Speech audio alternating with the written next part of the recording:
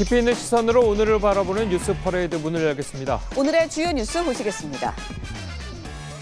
실내 마스크 착용 의무가 오늘부터 해제됩니다. 다만 대중교통과 병원, 약국 등에서는 마스크를 여전히 써야 돼서 주의가 필요합니다.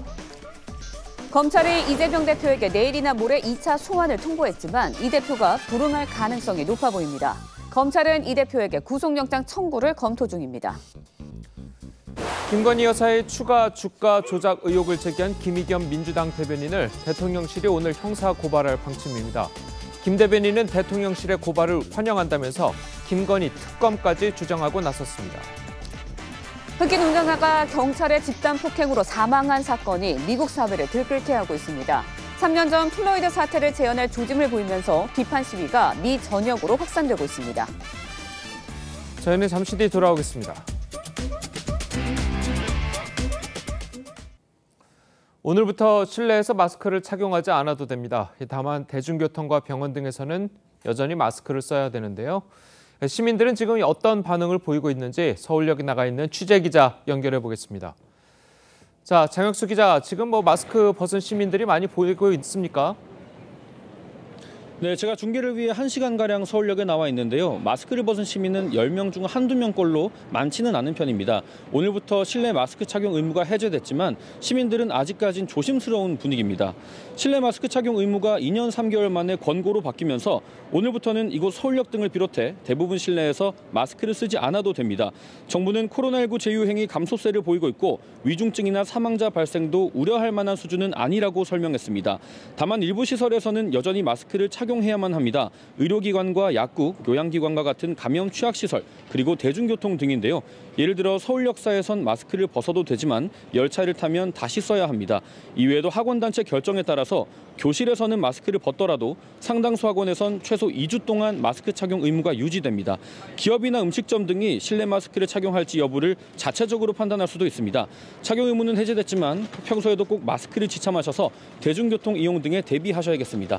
서울역에서 TV조선 장혁수입니다. 전해드린 대로 실내 마스크 착용 의무가 코로나 사태 이후 3년 만에 대부분 해제되면서 일상도 거의 회복되는 분위기인데요. 시민들 사이에서는 기대감도 크지만 혼란도 예상됩니다. 시민들의 생각은 어떨지 직접 들어보겠습니다. 화장품도 안 묻고 되게 답답하지 않을 것 같아서 좋고, 그래서 지금 화장품도 몇 개 새로 사놨습니다. 고객들 표정도 잘 읽을 수가 있고 여러모로 좀 저는 찬성이라고 생각합니다. 아무래도 추운 데 있다가 실내에 들어가게 되면 안경에 김도 많이 서리고 엄청 불편한 점이 많았었는데 그런 김서림이나 이런 불편함들도 없어질 것 같고. 하지만 정말 마스크를 벗어도 되는지 불안해하는 시민들도 적지 않은데요. 직접 들어보시죠. 아직 감염자가 나오기 때문에 완전히 벗기는 좀 위험한 것 같고 당분간 착용을 하는 게 낫지 않을까라고. 마스크가 피부 같다고 생각을 하거든요. 남들한테 보여지는 모습 조금 덜 꾸며도 되고 아직까지는 마스크가 좀 더 편한 것 같습니다. 겨울철이라 춥기도 하고 다른 분들이 벗으면 저도 벗을 것 같은데 그냥 안 벗으면 저도 잘 안 벗고 먼저 벗지는 않을 것 같아요. 시청자 여러분의 생각은 어떠신가요? 보다 더 자세한 이야기는 스튜디오에서 전해드리겠습니다. 네, 보신 것처럼 실내 마스크 의무 해제 시민들 반응 기대와 불안감으로 엇갈렸습니다. 정기석 국가간염병 위기대응 자문위원회 위원장과 함께 자세히 짚어보도록 하겠습니다. 안녕하세요. 안녕하세요. 네, 일단 가장 궁금하고 우려되는 게 자칫 이제 마스크를 벗었을 때 다시 또 감염이 재유행하는 거 아닌가, 이런 불안감들이 시민 여러분들 사이에서 꽤 있더라고요. 어떻습니까? 재유행할 수 있습니다. 그렇기 때문에 지금 우리가 마스크를 지금까지 써왔던 거거든요. 그래서 서로 재유행이 되더라도 크게 문제가 안 되도록 대비를 쭉 해왔고요. 제가 중대본 회의 때도 중앙정부는 물론이고 각 지자체에서 확산이 안 될 수 있도록 단속해야 될 때는 좀 단속을 해주라. 이때까지 사실 마스크 단속 안 했습니다. 그래서 해야 될 때는 꼭 하고 안 돼도 되는 데는 적극적으로 홍보를 해서 시민들이 편하게 지낼 수 있도록 해라. 이제 그런 말씀을 좀 드린 적이 있습니다. 예, 네. 뭐 그런데도 뭐 재유행 가능성이 있는데도 실내 마스크를 해제하는 것은 그보다 더 얻는 게 더 많기 때문에 그런 거겠죠? 당연합니다. 우리가 언제 뭐 마스크 쓰고 살았었나요? 이 3년 정말 힘들게 살았고요. 예. 그러니까요. 이제 어떤 분 아까 보니까 인터뷰에서 뭐 피부 같다고 네. 느끼는데 절대 피부 아닙니다. 피부에 그 트러블도 올 수 있으니까요. 예. 그래서 이제는 정말 완전한 일상으로 돌아가는 이제 거의 마지막 단계, 전 단계 정도까지는 왔다고 보는 것이고요. 예. 이제 네. 마스크가 전면 이제 의무가 해제가 되고 그다음에 이제 뭐 등등 다른 조치들이 있으면 이제는 정말 코로나 이전의 시대로 돌아간다 그렇게 볼 수 있겠습니다. 예. 네, 근데 좀 구체적으로 살펴보면 학교에서는 그래도 권고인데 스쿨버스나 그런 학원버스 안에서는 꼭 대중교통임금에 써야 되고 또 역사에서는 벗어도 되지만 열차를 탈 때는 써야 되거든요. 또 마트에서도 벗어도 되지만 마트 안에 약국 갈 때는 다시 또 써야 되고요. 이게 효과가 있는 겁니까? 예, 이게 하나하나 따지면 그게 정말 과학적으로, 네. 통계적으로, 경험적으로 다 근거가 있느냐 이렇게 말씀드리긴 어렵지만 단 확실하게 말씀드릴 수 있는 것은 확률의 문제입니다. 확률의 문제. 그래서 우리가 대중교통은 만원 버스나 만원 지하철을 생각해 보시면 그것도 불특정 다수예요. 예, 그럴 때는 감염 위험성이 조금 더 높다고 보고요. 사무실은 이제 환경이 괜찮은 문제가 없지만 좀 밀집된 사무실은 문제가 생길 수 있습니다. 예를 들어서 과거에 집단 발병이 됐던 콜센터, 그렇죠. 그다음에 이제 뭐 집단 그 직원 휴게소 이런 데서는 발병 가능성이 있으니까 좀 조심도 하시고 또 서로 발병되더라도 예방 주사를 잘 맞았다거나 최근에 걸린 사람들이 많기 때문에 이제 그분들은 다 면제가 되는 것이죠. 그렇게 해서 조금씩 이제 전체적인 감염을 낮춰 나가는 것이 소위 완화 전략이고 출구 전략이다 이런 말씀드립니다. 예. 네. 자, 그런데 지금 중국 같은 경우에 상당히 지금 확진자가 많이 나오고 있잖아요. 근데 중국도 코로나 방역을 대폭 완화시킨 다음에 바로 이렇게 확진자가 좀 나오는 상황이 벌어졌는데 우리나라도 좀 그런 걸 걱정해야 되지 않을까요? 어떻습니까?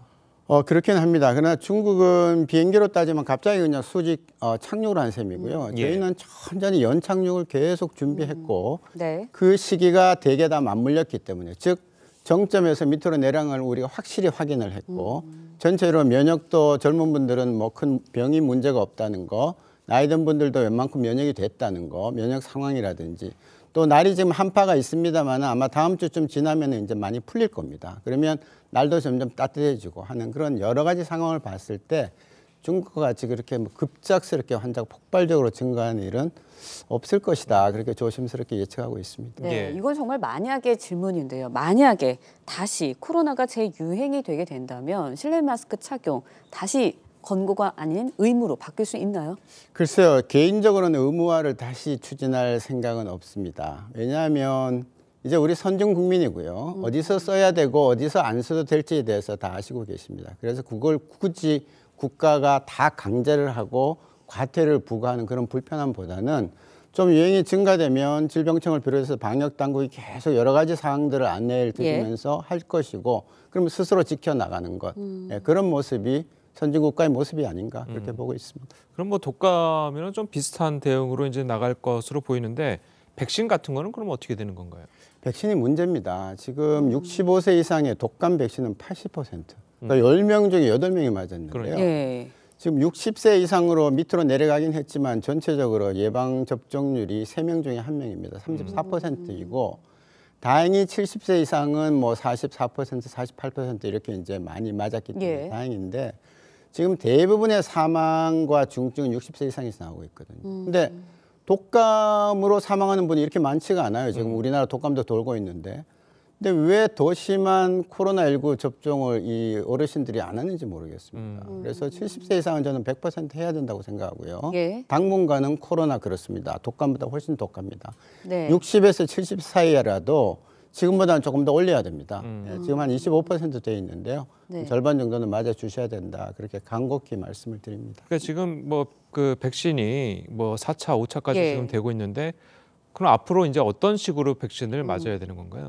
이제 차수는 개념이 없어졌습니다. 지난번 가을에 맞았던 게 계량 백신이었고요. 그렇죠. 예. 동절기 백신이고 금년에도 아마도 제 희망으로는 다시 겨울철에 독감과 동시에 양쪽에 코로나 백신과 독감 백신을 고위험군은 맞는 걸로 그렇게 귀결이 되면 제일 좋고요.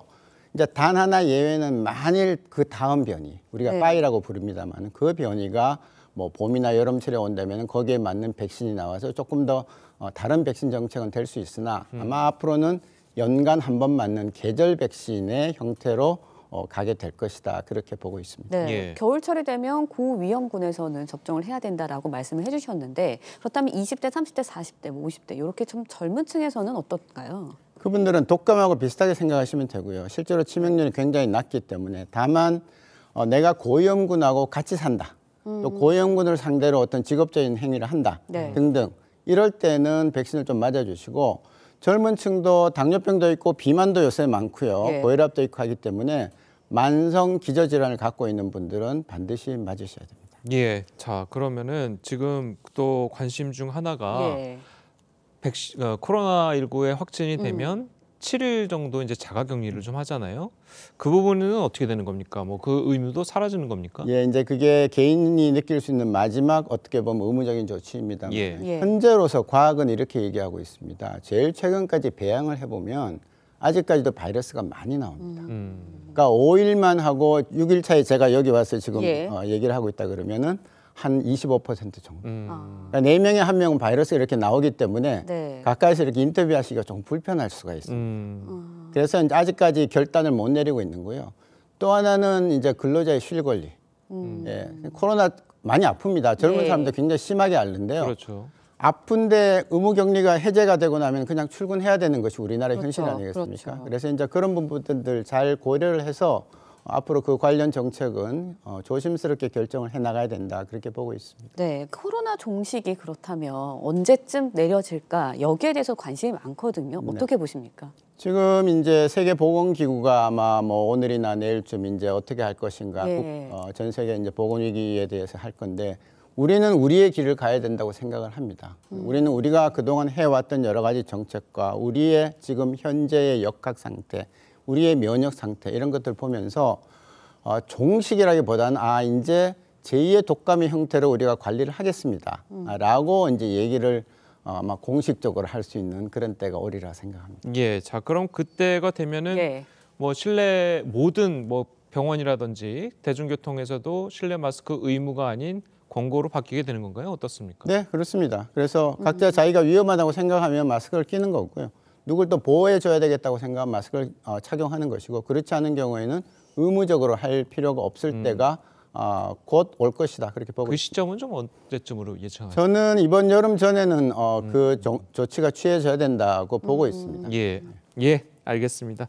자, 오늘 말씀 여기까지 듣겠습니다. 잘 들었습니다. 고맙습니다.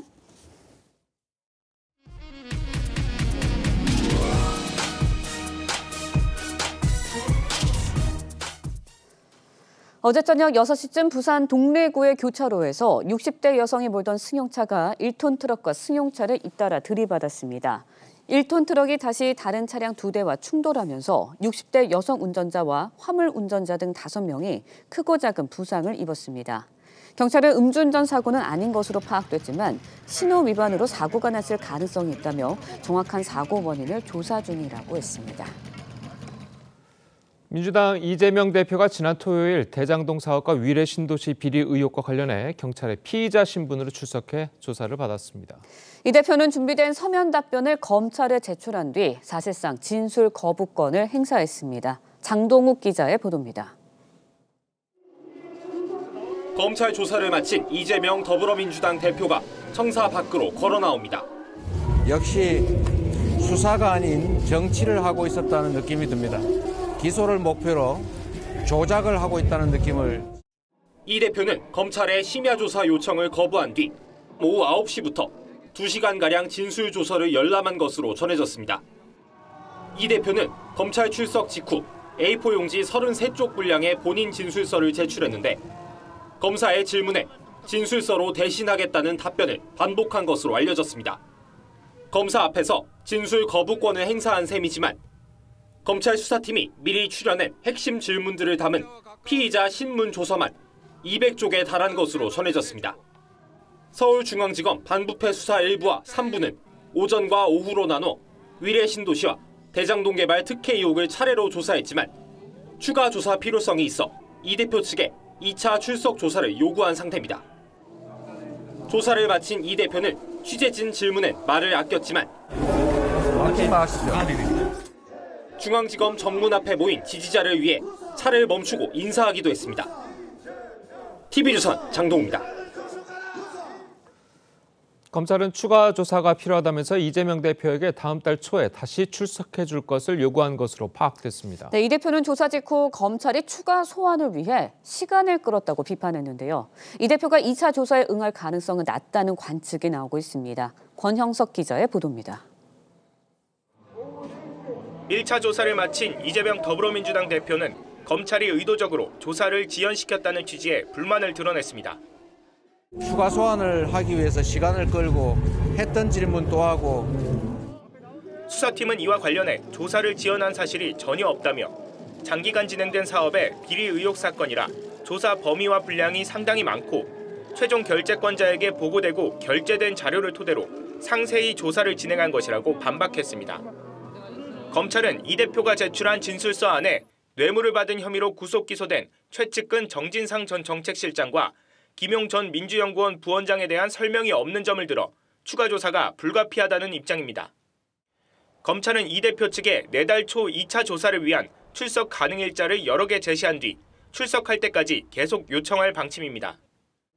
이 대표가 응하지 않을 경우 검찰의 선택지는 구속영장 청구로 가닥이 잡힐 가능성이 높습니다. 이 대표가 연루된 성남FC 사건과 미래 대장동 사건을 묶어 구속영장을 청구하는 방안도 검토 중입니다. 2월에도 임시국회가 열리는 만큼 구속영장 청구 시 국회 체포동의안 표결로 이어질 것으로 보입니다. TV조선 권영석입니다.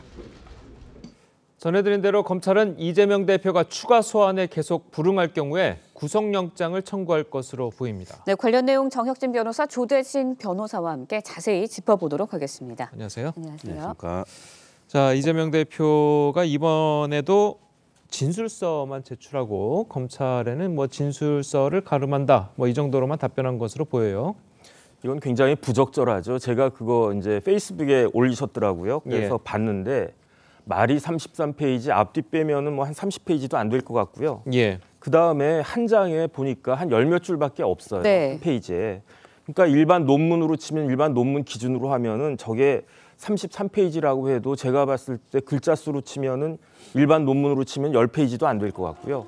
그다음에 이제 변호인 의견서 내는데 변호인 의견서는 일반 논문보다 좀 글자 수도 크게 하고 간격도 넓게 해가지고 글자가 적거든요. 일반 변호인 의견서로 해도 제가 봤을 때 15페이지도 안 나올 것 같은데 세상을 떠들썩하게 한 그 대장동 사건 아니겠습니까? 만약에 진술서를 내라고 한다라고 하면 300페이지도 저런 식이라면 300페이지도 부족할 것 같은데 최종 인허가권자였던 전 성남시장이 저런 식으로 조사를 갖다 받는 것은 제가 봤을 때 굉장히 유감이다 이런 생각이 들고요.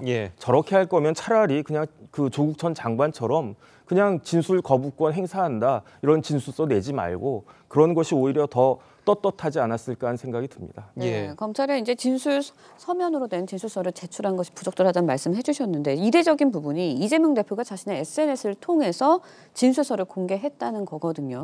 어떻게 보시나요? 일단은 국민들에게 이제 자세히 설명하려는 취지도 있고요. 그리고 일부에서는 뭐 진술 거부권을 행사했다라고 하는데 그 진술 거부권을 행사를 한 게 아니라 구체적인 설명 부분, 그 혐의에 대한 설명 부분을 자세히 뭐 국민들이 모두 다 알 수 있게끔 이렇게 설명했다라는 그 거기에 초점을 맞춰야 될 것 같습니다. 그리고 이제 분량이 중요한 게 아니라 사실상 그 내용을 설명하는 게 중요하거든요.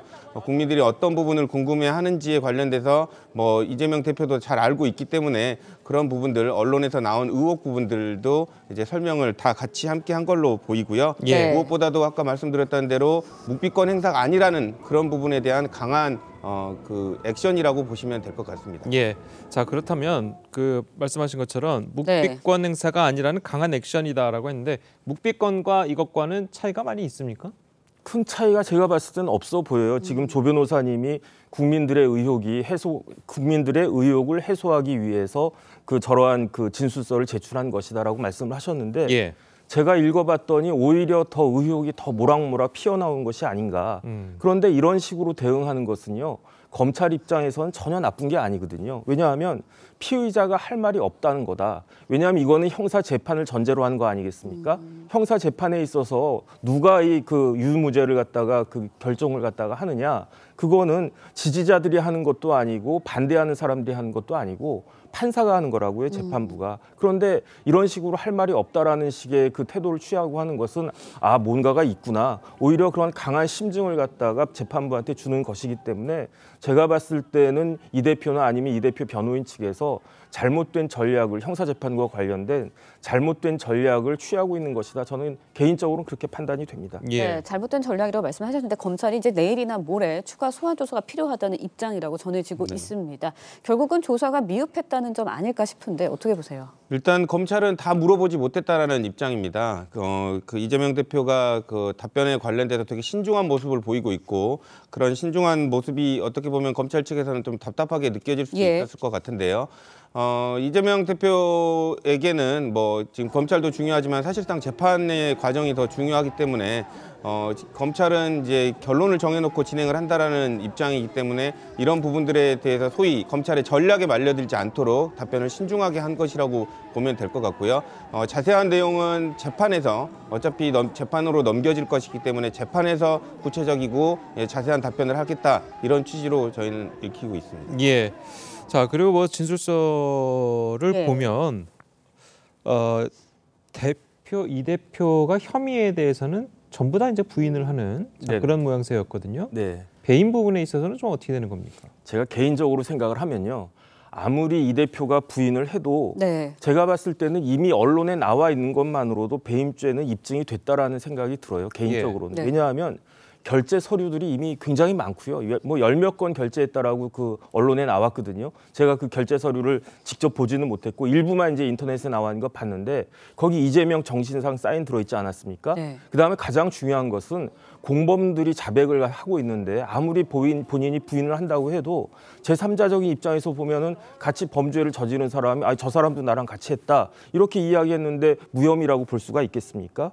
그렇기 때문에 만약에 이재명 대표가 주장하는 것처럼 이 사건에 있어서 배임죄가 문제가 되지 않으려면 대장동 자체가 문제가 되지 말아야 되고요. 김만배, 남욱 다 무죄가 나와야지 이제 이재명 대표가 그 문제가 되는 것인데 왜냐하면 이 대장동 관련해 가지고 최종적인 인허가권자는 누구였습니까? 이재명 대표 아니었겠습니까? 당시 성남시장이었던 이재명 대표가 뭐라고 이야기했냐면 본인이 성남시장 할 때 100만 원 예산 집행까지도 꼼꼼히 챙긴다고 본인이 뭐 여러 번 이야기를 했어요. 그런데 100만 원짜리는 꼼꼼히 챙기고 뭐 조 단위의 그 대장동 사업 관련해서는 아무것도 모르고 저기 밑에 있는 자기의 그 측근이라고도 할 수 없는 그런 유동규가 모든 걸 다 했다. 그렇게 이야기하는 건 제가 봤을 때 누가 그 말을 믿겠습니까? 그럼에도 불구하고 굳이 하나 따진다면 제가 봤을 때는 그 어떤 내용이 있었냐면 2014년 10월 달에 김만배 씨가 이재명 시장한테 보고를 했다고 그랬어요. 뭘 보고를 했느냐. 택지 분양 수익이 적어도 4천억 이상은 나온다라고 보고를 했다고 그랬거든요. 이 부분만 밝혀지면 제가 봤을 때는 더 이상 뭐 볼 것도 없이 이 부분 배임은 빼박이 되지 않을까 하는 생각이 들고요. 오히려 이재명 대표는 뭘 더 걱정을 해야 되느냐. 뇌물죄를 걱정을 해야 되거든요. 428억이라고 해가지고 그 보고를 갖다가 했고 거기에 대해서 이재명 시장이 승인했다고 그랬어요. 그래서 이 부분까지도 인정이 된다라고 하면 단순한 배임죄를 떠나가지고 본인의 이익을 취한 428억짜리 뇌물죄가 될 것이기 때문에 이 부분에 대해서 오히려 더 신경을 써야 되는 것이 아닐까 싶습니다. 근데 지금 그 혐의들에 대해서는 지금 다 진술들만 있는 건 아니겠습니까? 아니요. 진술들만 있는 게 아니고 이재명 시장이 결재를 했잖아요. 대장동 관련해가지고 2014년부터 그 이후까지 쭈루루 결재한 서류들이 굉장히 많고 그다음에 지금 검찰이 모든 걸 다 언론에 까는 게 아니거든요. 왜냐하면 검찰은 이재명 대표 측과 법원에서 싸움을 하는 거거든요. 그렇죠. 무기를 자기가 가지고 있는 패를 뭐 이제 포칼을 친다거나 뭐 그런다고 할 때 다 보여줍니까? 이미 제가 봤을 때 이 정도 됐으면 검찰이 가지고 있는 그 증거 자료들은 굉장히 무수하게 많을 거다라는 생각이 들고 이것을 누가 제일 잘 알겠습니까? 저는 이재명 대표라고 생각합니다. 알겠습니다. 네, 일단 이재명 대표 검찰이 추가 소환을 하기 위해서 고의로 조사 시간을 지연시켰다라고 주장을 했습니다. 목소리 직접 듣고 이야기 이어가겠습니다. 굳이 추가 소환을 하기 위해서 시간을 끌고 했던 질문 또 하고 제시한 자료 또 제시하고 질문을 지연하는 이런 행위야말로 국가 권력을 사유화하는 아주 잘못된 행동이라는 생각이 듭니다. 검찰이 2차 출석 조사했는데 하지 마시죠. 네, 조사를 마치고 나오면서의 모습인데 들으신 것처럼 이재명 대표는 추가 소환 조사를 위해서 계속해서 검찰이 지연을 하고 있다라는 입장이고 검찰에서는 그렇지 않다. 조사 지연 없었고 방대한 수사량이기 때문에 상세히 조사하다 보니까 그럴 수밖에 없었다라는 입장이거든요. 어떻게 보시나요? 네, 검찰은 뭐 일정대로 조사를 했다라고 하는 걸로 보이는데요. 이재명 대표 측에서는 뭐 빨리빨리 일부러 진행하지 않았다라고 지금 생각을 하고 있는 것 같습니다. 뭐 중요하지 않은 결제 과정의 단순한 내용까지도 일일이 다 물어보면서 시간을 좀 끌었다라고 지금 생각을 하고 있는데요. 그 검찰도 일반적으로 볼 때는 여러 번 조사하는 거 되게 싫어합니다.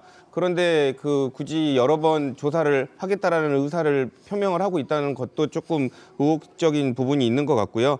또 중요한 증거가 있다면 오히려 그것만 물어보고 거기에 확실한 대답만 들으면 조사는 빨리 끝날 수가 있거든요. 근데 그렇지 않고 시간이 지연이 되고 시간이 길게 끌었다는 것 자체가 확실한 증거가 없어서 여러 가지 질문들을 굳이 할 수밖에 없지 않았나 그렇게 생각이 듭니다. 예, 그래도 일각에서는 이재명 대표가 답변을 제대로 안 하니까 검찰이 계속해서 질문을 할 수밖에 없었던 건 아니냐, 자 이런 이야기도 있거든요. 그게 맞는 이야기죠. 왜냐하면 이재명 대표가 뭐 물어보면 뭐 이건 어떻게 됐습니까? 대장동 이건 어떻게 됐습니까? 물어봤을 때 그건 이렇고 저렇고 그러면은 또 물어봤겠습니까? 진술서에 있습니다라고 이야기를 했는데 진술서에 내용이 없잖아요. 예. 그러니까 다시 한번 물어볼 수밖에 없고 다시 한번 이런 증거가 있는데 당신이 이렇게 결제를 갖다가 했는데 왜 여기에 대해서 답이 없습니까? 답을 안 하니까. 그러니까 물어보고 또 물어보고 한 거지. 네. 뭐 검사들이라고 시간이 남아서 그렇게 했겠습니까? 아니면 뭐 힘이 남아서 그렇게 했겠습니까? 그거는 현실적인 대답이 아니라고 판단이 됩니다. 그러면 이제 구속영장 청구는 어떻게 예상하십니까? 제가 봤을 때 이제 그 체포영장이 청구될 가능성이 이 건에 있어서는 굉장히 높아 보이는데 형사소송법의 기본 중에 기본이 200조예요. 피의자 출석 요구. 어떻게 규정이 되어 있냐면 수사기관은 필요할 경우에는 피의자의 출석을 요구해서 진술을 들을 수 있다. 이렇게 되어 있거든요. 예. 그러니까 피의자가 난 한 번만 출석하고 더 이상 안 할래 이게 아니에요. 수사기관이 검사가 진술을 갖다 들었는데 미진하다 그러면은 2번, 3번, 4번 부를 수 있고요. 제가 한 사건 중에도 수십 번 불려가가지고 진술해가지고 결국은 무혐의 결정 받아낸 사건이 있거든요. 그 다음에 200조 다음 조문이 뭐냐면은 체포영장인데 피의자가 만약에 그러한 출석 요구에 응하지 않으면, 그러니까 정확히 이야기하면 정당한 이유 없이 출석 요구에 불응할 경우에는 체포영장을 청구할 수 있다라고 되어 있는데 이재명 대표가 그 중간에 이야기 요만큼만 하고 그다음부터는 출석 안 한다라고 하면 제가 봤을 때 체포영장 청구의 요건은 충분하게 되는데 그럼에도 불구하고 성남 FC 건하고 같이 이제 엮으려고 한다라고 하면 그럼 둘 다 합쳐가지고 구속영장을 청구하지 않을까 저는 개인적으로 그렇게 판단이 됩니다. 예, 어떻게 보십니까? 이제 구속영장 청구라는 게 이제 수사 진행 상황하고 그리고 그다음에 혐의에 관련돼서 이제 구속영장이 청구가 돼야 되는데 뭐 정해진 수순으로 보입니다. 그래서 지금 출석도 여러 번 요구를 한 걸로 보이고 그 구속영장 청구에 관련된 부분이 이미 결정이 되어 있기 때문에 그 이재명 대표로서는 어느 정도 예상했다라고 보여지고요. 이런 검찰의 전략에 맞서서 관련된 구속영장 청구에 대해서도 대응해 나갈 것으로 지금 생각하고 있습니다. 네, 그런데 이재명 대표 구속영장이 청구가 되더라도 국회에서 체포 동의안이 통과될 가능성 낮아 보입니다. 이번 주에 이제 1월 임시국회 끝나고 또 2월 임시국회가 곧바로 시작이 되기 때문에 결국 이제 불구속 상태에서 재판을 받을 것이다. 이런 전망도 나오고 있는데 어떻게 보시나요? 그렇기 때문에 검찰 입장에서는 구속영장 청구가 아무런 부담이 없는 거예요. 왜냐하면 검찰 입장에서 가장 큰 부담은 영장 실질 심사를 했는데 법원에서 영장이 기각되는 것이 아니겠습니까? 네. 그런데 영장이 기각될 가능성은 하나도 없고 결국은 이제 불체포 특권 해가지고 방탄국회가 된다 이런 비판에만 할 거고 그 다음에 오히려 이재명 대표 입장에서는 이번 검찰 조사보다도 훨씬 더 준비를 많이 하고 신경을 써야 될 게 뭐냐면 이제 체포 동의안 하면은 한동훈 법무부 장관 나와가지고 이재명 대표의 대장동과 성남 FC 관련 혐의를 조목조목 뭐 몇 시간에 걸쳐서라도 이야기하지 않겠습니까? 거기에 대해서 답변을 하는 것을 온 전 국민이 지켜보고 있을 거니까 거기에 대해서는 이런 식으로 뭐 진술서 딱 던지고 진술서에 있습니다 이렇게 이야기하면은 국민들의 마음을 갖다가 잃을 것이 100% 확실하고 가장 큰 문제는요. 한번 이제 기소가 되면 그때부터 재판이 이루어지잖아요. 대장동 성남FC 거기에다 공직선거법 위반해가지고 제대로 된 재판이라고 하면 이재명 대표가 당무를 할 수 없을 정도로 일주일에 5번, 6번 나가야 되는 그러한 그 재판 일정을 소화해내야 되는데 이재명 대표가 왜 토요일 날 굳이 나갔습니까? 당무 때문에 나간다고 그랬잖아요. 그런데 재판을 갖다가 일주일에 최소한 제 생각에는 최소한 3번 내지 4번은 받아야 되는데 그러면서 당무를 제대로 할 수 있겠다라고 하겠습니까? 재판이 진행되면 그것만으로도 이재명 대표에게 대표직에서 일단은 물러나 달라라고 하는 내부의 목소리가 커지지 않을까 하는 생각이 듭니다. 보통 이런 재판 같은 경우는 한 어느 정도 걸리나요? 보면은 김만배 씨 같은 경우에 한 건이잖아요. 대장동. 일주일에 재판 몇 번 합니까? 2번 하잖아요. 성남FC 건만으로도 2번을 할 텐데 그런데 또 더군다나 더 모양이 안 좋은 것은 이재명 대표는 하루는 월요일은 그 서초동 나가고 그다음에 수요일은 성남 나가고 이런 모습들을 국민들한테 계속 보여주는 거예요. 그런 당대표를 과연 민주당이 용납을 할 수 있을까? 일단 그런 생각이 들고요. 그다음에 조국 전 장관 재판 언제 시작했습니까? 언제 시작했는지 기억도 안 나는데 선고는 이제 난다고요. 1심에. 그렇게 되면은 내년 총선 과연 민주당이 치를 수 있을까? 제가 사실은 걱정이 되는 부분이 오히려 이런 부분이 아닌가 싶습니다. 어떻게 보세요? 저는 이제 불구속 재판하는 게 당연히 맞다고 보여지고요. 그리고 이제 구속을 해서 이제 재판을 하는 거는 구속의 필요성이 있어야 되는데 사실상 뭐 이재명 대표가 뭐 도주의 우려가 있거나 혐의가 분명하다고 지금 볼 수도 없는 부분입니다. 지금 증언들밖에 없기 때문에요. 그래서 이제 명백한 증거가 없기 때문에 이런 부분에 있어서는 불구속 상태에서 재판을 하는 게 맞다고 보여집니다. 그리고 이제 불구속 상태에서 재판이 진행되는 과정에서 이재명 대표도 여러 가지 뭐 언론과의 접촉이나 국민과의 대화를 통해서 혐의에 관련된 부분을 소상히 설명을 잘 할 것으로 보입니다. 예, 알겠습니다. 자, 오늘 두 분 변호사님 말씀은 여기까지 듣겠습니다. 잘 들었습니다. 고맙습니다. 지난 주말 국민의힘 당권주자인 김기현, 안철수 의원은 수도권 청년 표심 잡기에 주력했습니다. 주택과 일자리, 저출산 문제들을 두루 짚으면서도 서로를 향한 날선 공방도 이어갔습니다. 고희동 기자의 보도입니다. 청바지를 입고 청년정책지원단 발대식에 참석한 김기현 의원은 주택 문제와 일자리 확보를 위해 과감한 규제 개혁을 약속했습니다. 그러면서 그동안 야당이 청년들의 지지를 이용해왔다고도 했습니다. 대권을 염두에 둔 것으로 알려진 안철수 의원을 향해선 공정한 공천을 할 수 있겠냐고 공세를 폈습니다. 다음 내가 대통령이 돼야 되겠다라고 생각이 되면 자기 편 사람을 넣고 싶은 의욕이 당연히 커질 수밖에 없습니다. 마찬가지로 청바지를 입고 수도권 청년들과의 토크 콘서트에 나선 안철수 의원은 지금은 대선 걱정할 때가 아니라고 반박했습니다. 대선에 대해서 직접 경험을 안 해보신 분의 그런 단견이라고 생각합니다. 안 의원은 이어 저출생 고령화 문제의 해결책을 국가 균형 발전에서 찾으며 경기 북도 신설이 필요하다고 했습니다. 나경원 전 의원은 전대 불출마 선언 나흘 만에 기자들과 오찬 간담회를 갖고 전대에서 특별한 역할은 없을 것이라고 말했습니다. 이번 전당대회에서 특별한 제가 역할을 할 일은 없지 않나 이렇게. 전당대회 선거관리위원회는 당원 100%만 반영하기로 한 예비경선 컷오프 규모를 최종 결정할 예정입니다. TV조선 고희동입니다. 대통령실이 김건희 여사에 대한 추가 주가 조작 의혹을 제기한 민주당 김의겸 대변인을 고발할 방침입니다. 이 두 분과 함께 정치권 소식을 자세하게 짚어보도록 하겠습니다. 김용남 전 국민의힘 의원 그리고 서영주 더불어민주당 상근 부대변인 나오셨습니다. 안녕하세요. 네, 안녕하세요. 자, 먼저 대통령실의 고발 예고에 대한 김의겸 대변인의 입장을 직접 들어보겠습니다.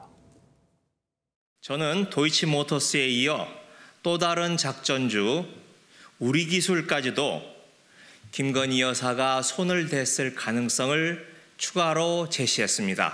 윤석열 대통령 부부가 진짜 억울하다면 김건희 특검을 받으십시오.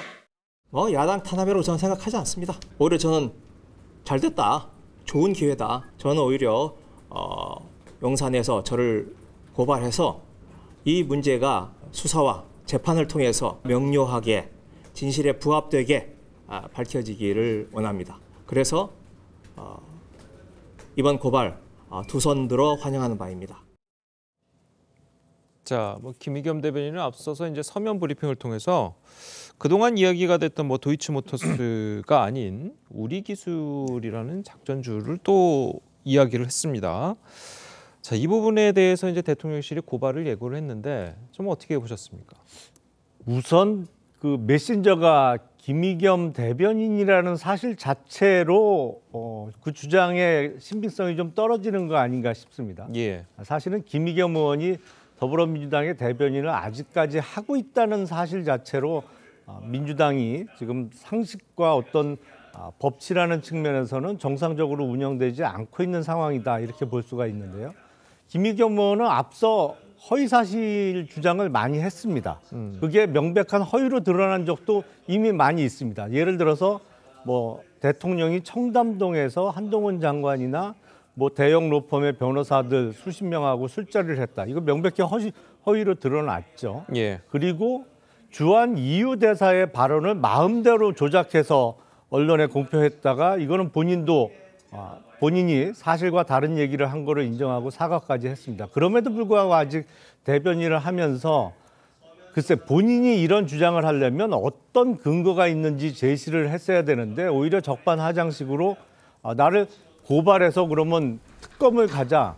글쎄 이게 지금 정상적인 국회의원의 발언으로 볼 수 있는지 뭐 상식 밖의 행동이 계속 이어지고 있다고 생각이 됩니다. 예.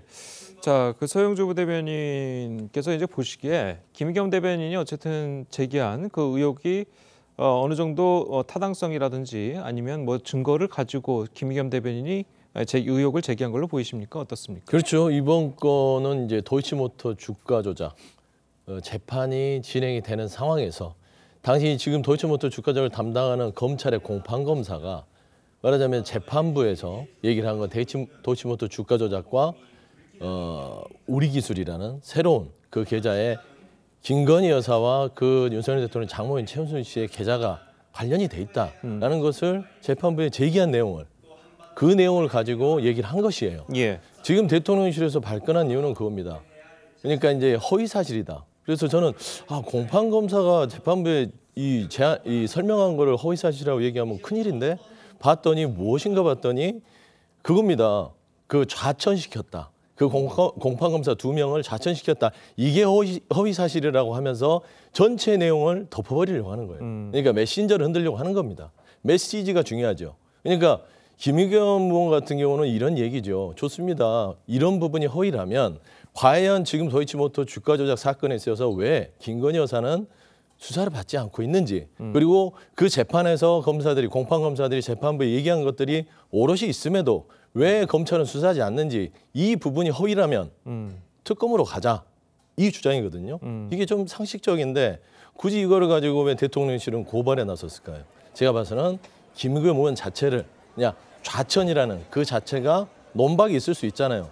인사는 있었지만 좌천은 아니다라고 법무부는 얘기할 수 있지만 또 이쪽에서 봐서는 그 공판 사실을 도이치모터스 우리 기술에 대한 주가 조작을 제안했기 때문에 뭔가 좀 인사가 있었던 거 아니냐라는 의혹을 제기한 거기 때문에 예를 들어 대통령실이 이번에 고발했기 때문에 그러면 특검을 통해서 도이치모터 주가 조작과 좌천 부분까지 다 수사를 하자라는 주장이라고 보시면 될 것 같아요. 예. 자, 뭐 좌천 부분도 좌천 부분인데 사실 뭐 이 도이치모터스 부분은 지난 뭐 대선 과정 이전부터 계속 이제 쭉 이야기가 나오던 것 아니었습니까? 그 부분은 또 어느 정도 이제 정리도 된 부분이기도 하고.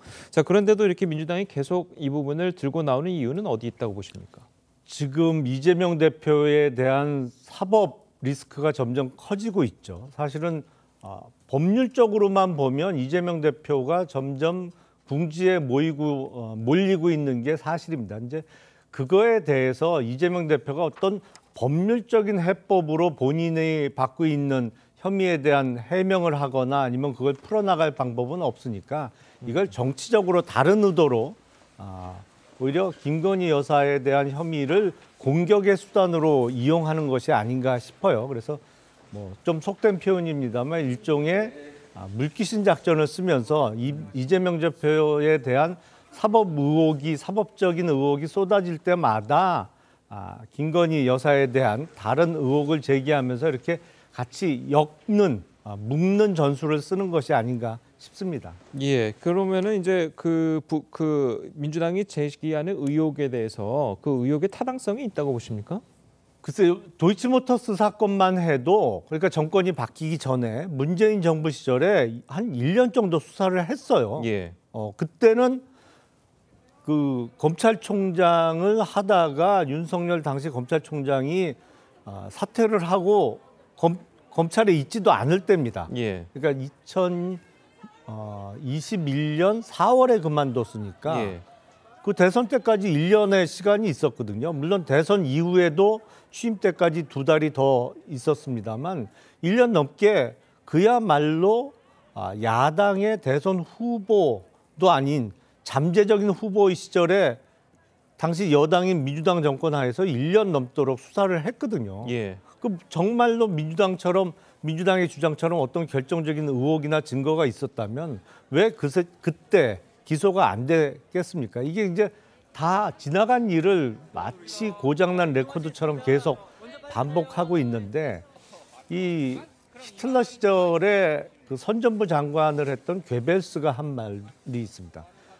이 대중은 조그마한 거짓말에는 속아 넘어가지 않는다. 큰 거짓말을 100번 정도 반복하면 속는다. 이랬거든요.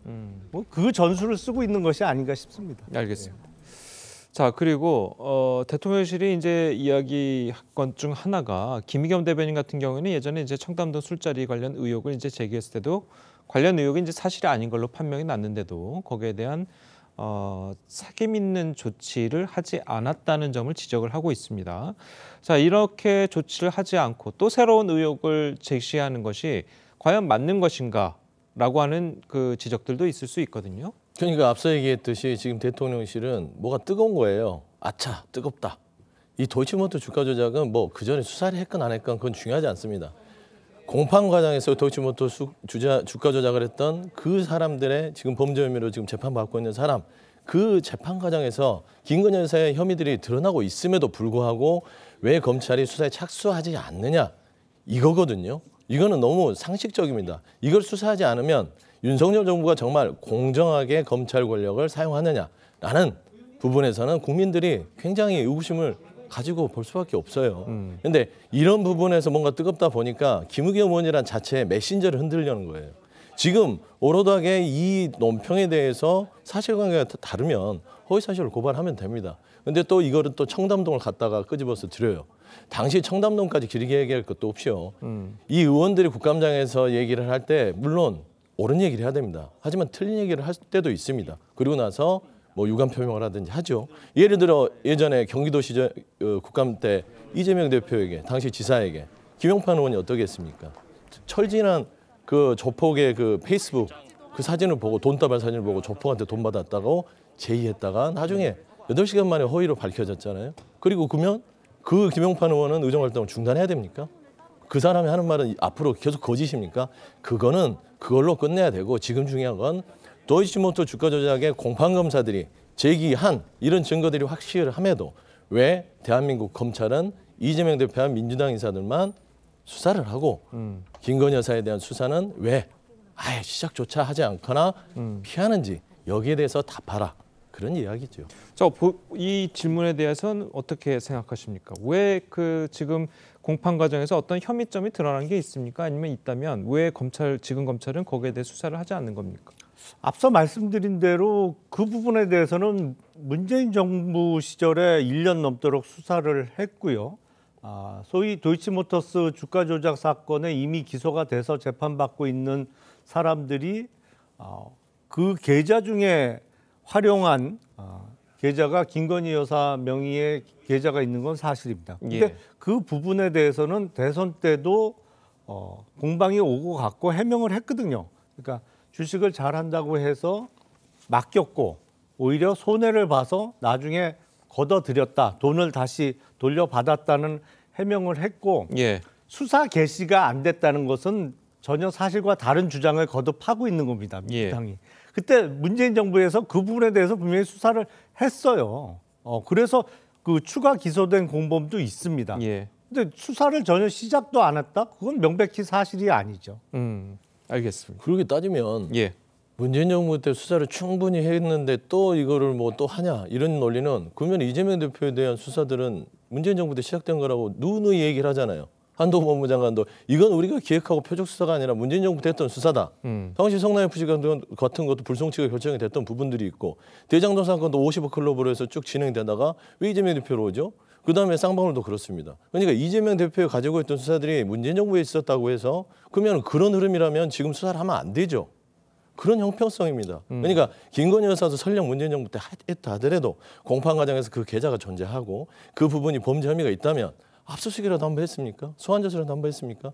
이런 부분을 제기하는 거예요. 그래서 공평하게 하자 이런 말씀 드립니다. 지금 하시는 말씀은 논리적으로 전혀 납득하기가 힘듭니다. 이제 이재명 대표와 관련된 문재인 정부 때 수사는 당시 집권 여당의 대선 후보였기 때문에 수사가 제대로 이루어지지 않았고 더군다나 그 성남FC 후원금 문제와 관련해서는 그때 성남지청의 차장검사는 이 부분에 대해서 더 수사를 해야 된다라고 했는데 친민주당 성향으로 알려져 있는 당시 지청장이 그걸 막으면서 차장검사가 항의성으로 사표를 낸 적도 있거든요. 그러니까 그때는 집권 여당의 대선 후보에 대해서 수사가 제대로 이루어지지 않았기 때문에 정권이 바뀐 이후에 본격적으로 수사가 되는 것이고 거꾸로 당시 윤석열 후보 관련된 수사는 야권의 대선 후보 내지는 잠정적인 대선 후보로 나설 수 있는 사람에 대한 수사였기 때문에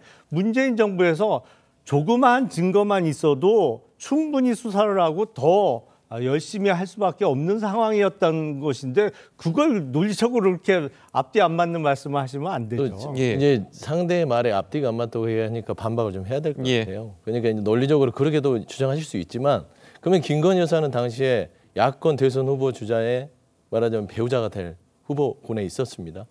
김건희 여사의 국민들도 다 알지만 허위 경력부터 시작해서 주가 조작까지는 국민들이 허위 경력은 김건희 여사가 본인 입으로 자백을 했습니다.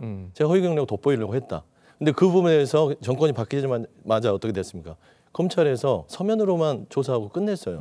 그러니까 예를 들면 수사의 방식이든 수사의 개시든 검찰이 공정하게 하겠지만 그럼에도 불구하고 지금 이재명이나 이재명 대표나 이재명 측근에 있는 그다음에 뭐 배우자라든지 민주당 인사라든지 수많은 압수수색을 하지 않습니까? 근데 왜 김건희 여사에 대해서는 서면 조사만 하고 끝냅니까? 압수수색 안 하잖아요. 형평성이 맞습니까? 특히나 도이치모터 주가 조작 사건. 이거는 공판 과정에서 계속 드러납니다. 그것도 대한민국 공판 검사 입에서 김건희 여사, 최은순, 장모 계좌들이 연관돼 있다고 함에도 불구하고 검찰은 전 정권에서 안 했으니까 안 한다.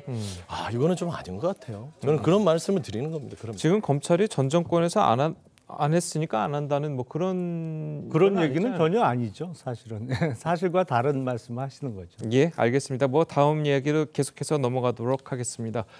자, 국민의힘 전당대회 소식을 좀 짚어보도록 할 텐데요. 이 나경원 전 의원의 불출마로 김기현, 안철수 의원의 2파전이 예상되는 가운데 두 장권 주자의 신경전도 날로 거세지고 있습니다.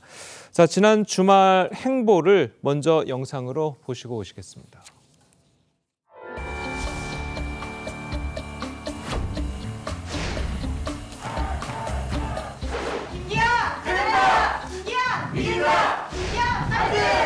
주택 문제, 일자리 문제, 출산과 육아의 문제, 이 큰 세 개 키워드가 청년들이 지금 핵심 과제다.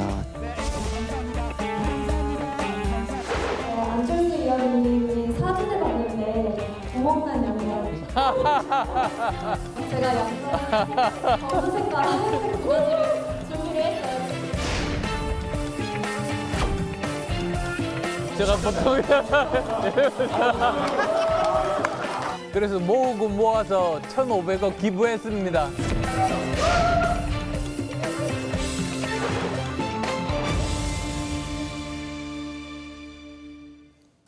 자, 영상으로 보시니 이제 주말에 나란히 청년층 표심을 공략에 나섰습니다.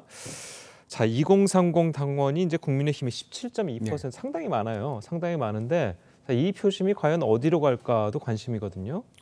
사실은 이 많은 부분이 새롭게 입당한 당원들인데요. 이거를 40까지 확대를 시키면 전체 당원의 3분의 1 정도가 됩니다. 근데 그 32%의 20부터 40까지의 당원들은 입당한 지가 몇 년 안 된 분들이 많거든요. 그래서 어느 쪽으로 표를 던질지 성향 분석이 전혀 될 만한 기회가 없었어요.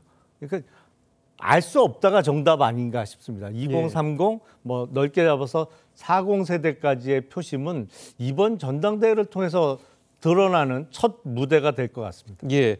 자, 그러니 말씀하신 것처럼 이제 2030 당원은 이제 들어온 지 얼마 안 된 당원들이라고 하는데 이준석 전 대표가 이제 데려왔다는 표현이 맞을지 모르겠지만 이제 모아온 그런 당원들일 가능성이 이제 많잖아요. 그렇죠. 자, 그렇다면 이 표심이 과연 어느 쪽으로 갈 것인가?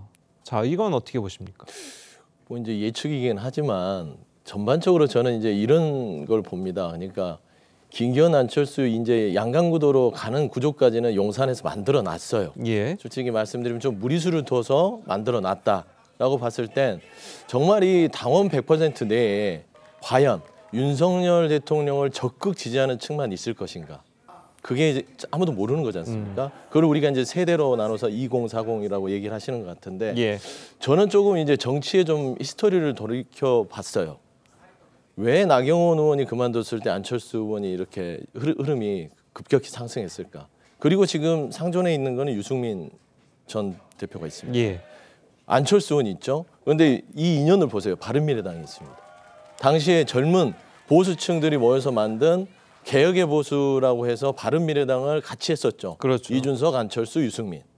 이 지탱을 댔던 게 2030의 젊은 층들의 어떤 지지층, 보수 지지층의 총합이었다면 제 생각에는 이런 거를 유치했을 때는 2040의 표심이 김기현 후보보다는 안철수 후보에게 더 쏠리지 않을까라는 좀 조심스러운 예측을 좀 하고 있습니다. 예, 이 방금 말씀하신 것처럼 이제 나경원 전 의원이 이제 전당대회에서 사퇴가 아니죠. 불출마를 선언을 하면서 이 표심이 과연 어디로 갈까도 이제 관심이었는데 나경원 전 대표의 말로는 이번 전당대회에서는 역할을 하지 않겠다라고 이야기를 했습니다. 좀 뭘 의식한 걸로 보이십니까? 일단 뭐 엊그저께 그 불출마 선언에 하고 나서 바로 누구 손을 들어주기는 상황상 맞지 않겠죠. 그리고 예.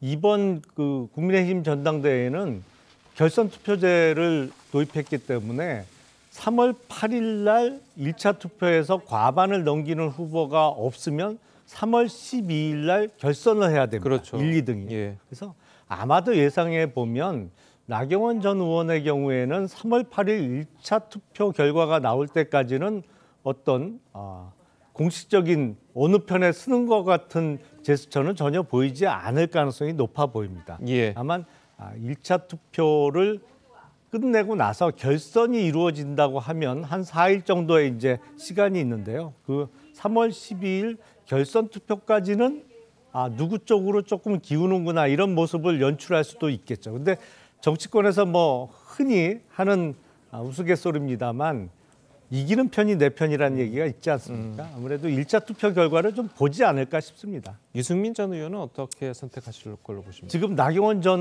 의원이 불출마를 선언하면서 유승민 전 의원이 뭐랄까요? 차지할 수 있는 좀 자리가 넓어진 거는 틀림없는 사실입니다. 왜냐하면 뜬금없이 갑자기 우여곡절 끝에 나경원 전 의원이 소위 반윤의 우두머리다 뭐 이런 지칭을 얻게 되면서 유승민 의원이 설 자리가 좁아졌다가 이제 나경원 의원이 불출마를 하기로 했죠. 다만 전당대회를 치르기 위해서는 최소한 좀 준비해야 되는 게 있고 그리고 그걸 돕기 위한 최소한의 인력이 필요한데 유승민 전 의원 같은 경우에 거의 지금 20일 이상 모습을 거의 드러내질 않고 있어요. 그래서 2월 2일, 3일이 후보 등록일인데 그때까지 후보 등록을 마치고 한 달이 넘는 기간 동안 전당대회를 치러낼 만한 어떤 인적 자원이나 아니면 무슨 준비가 되어 있을까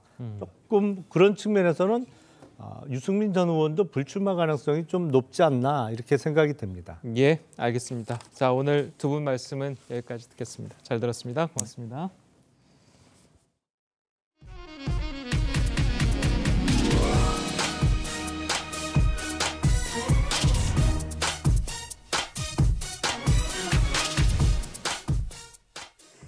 흑인 청년이 경찰관 5명에게 집단으로 폭행을 당한 뒤 숨진 사건과 관련해 경찰의 과잉 진압에 항의하는 시위가 뉴욕과 워싱턴 DC 등 미국의 주요 도시들로 번지고 있습니다.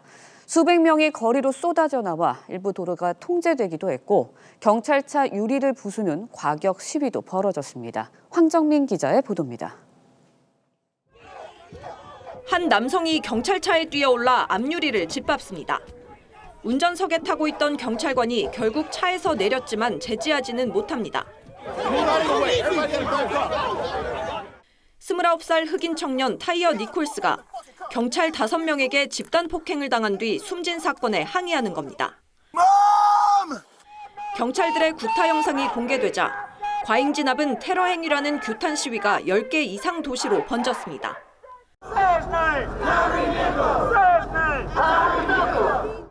사건이 발생한 멤피스에서는 시위대가 고속도로를 점거했고 뉴욕에선 시위 중 폭력을 행사한 3명이 체포됐습니다. 거듭되는 공권력 과잉 진압 사건에 경찰 개혁을 요구하는 목소리가 다시 커지고 있습니다. 바이든 대통령은 2020년 경찰 폭력 제압으로 숨진 조지 플로이드의 이름을 딴 경찰 개혁안 처리를 촉구했고 오바마 전 대통령도 잔인하고 정당성 없는 폭력이라며 힘을 보탰습니다. Fight like we never fought before to pass federal policing law. 멤피스 경찰서장은 폭행에 연루된 경찰 5명이 소속된 특수부대를 해체했습니다. TV조선 황정민입니다.